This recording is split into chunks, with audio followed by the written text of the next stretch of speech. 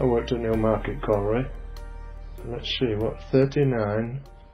Till not only, 30 odd years I worked there.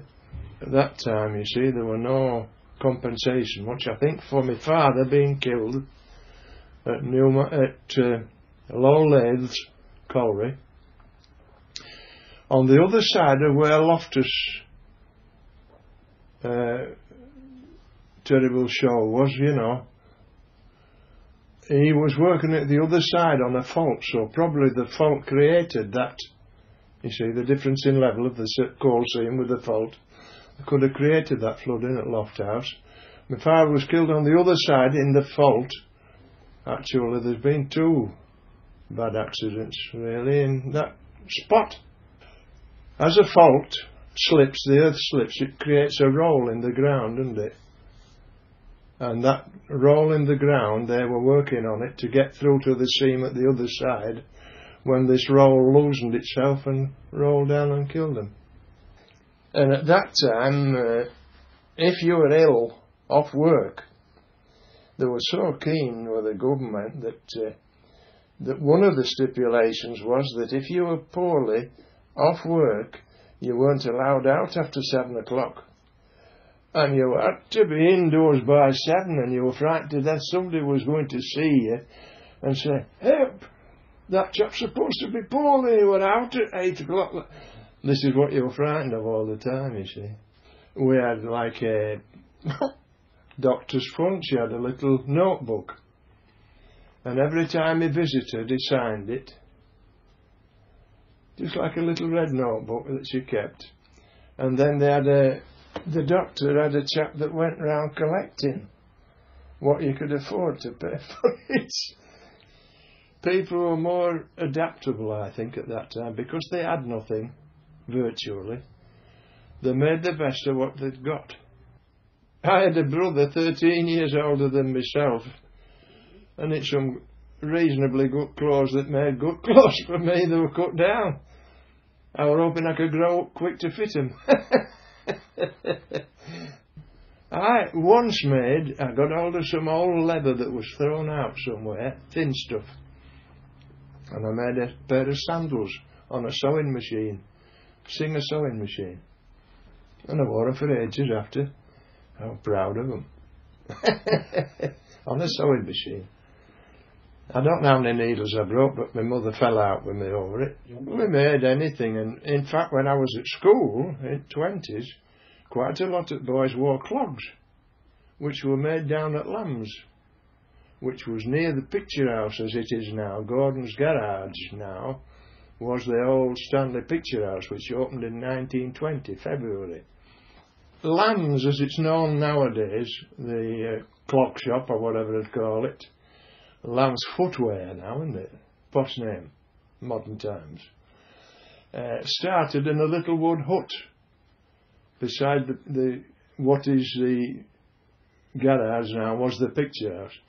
It was a little wood hut. I knew both the old man and Willie himself through life, you know.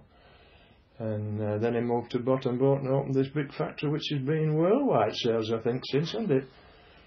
In fact, I've recognised shoes that were made at Lamb's on TV when artists have been doing films.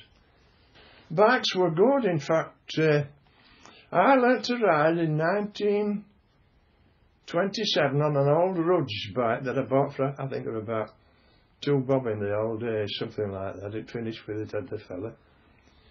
And I learnt myself to ride on Canal Lane, and I couldn't turn round. I was frightened to death of turning round. The first time I attempted it, I ran into somebody's open back door on the Canal Lane, and after that I could turn round perfect, because I made sure I wasn't going through that door again.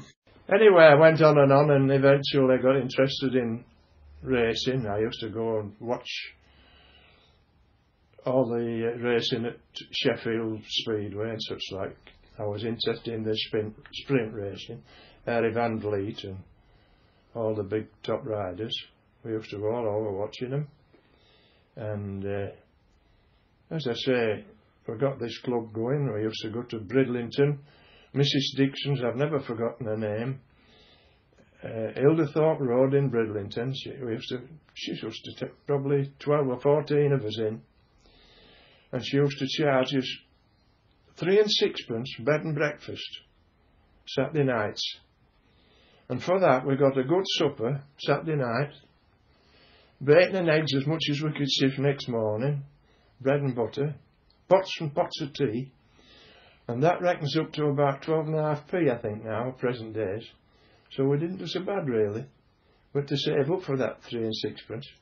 Anybody going this week? Yes, I can afford to go. The old valves that we used then had valve rubber on, and I once blew the rubber off on one of my tyres the other side of York, and I came home with a piece of dandelion stalk as I nicked a piece of dandelion stalk, which is like a valve rubber, put it on, and it worked right to Stanley. So I don't know whether that's a unique occasion.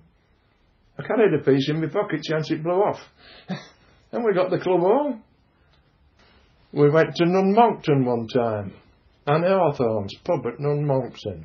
That was a tea house at that time, where the Nid joins the Ouse. And we used to go swimming there. And little did we know that they dredged the Nid into the Ouse to make it more or less fordable, you know.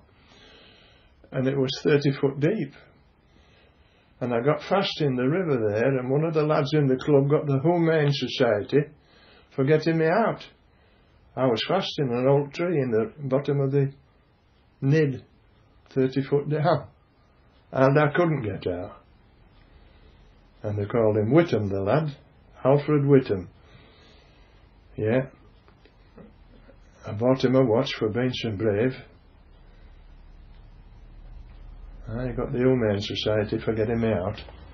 Very brave lad. Oh, it's some happy days.